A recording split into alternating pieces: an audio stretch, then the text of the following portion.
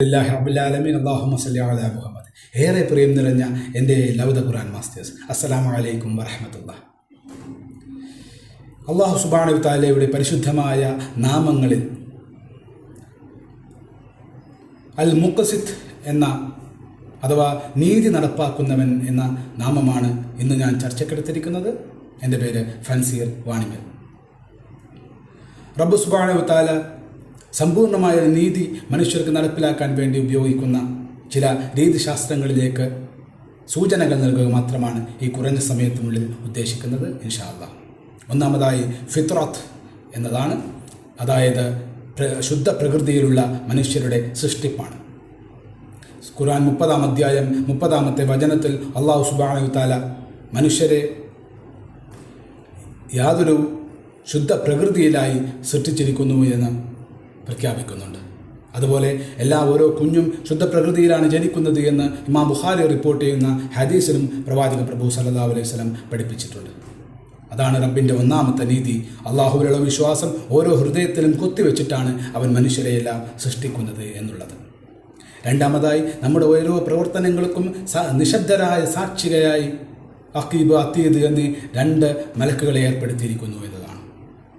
ഖുർആൻ 50-ാം അധ്യായം 17-18 വചനങ്ങൾ പറയുന്നത്, പല ഭാഗത്തും ഇടഭാഗത്തും ഇരുന്നു കൊണ്ടിരിക്കുന്ന 2 മലക്കുകൾ രേഖപ്പെടുത്താതെ ഒരാളും ഒരു വാക്കും ഉച്ചരിക്കുകയില്ല എന്നാണ്.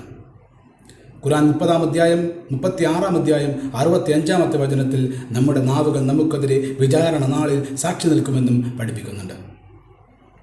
മൂന്നാമതായി, മരണാനന്തര ജീവിതം സെറ്റ് ചെയ്തു എന്നുള്ളതാണ്.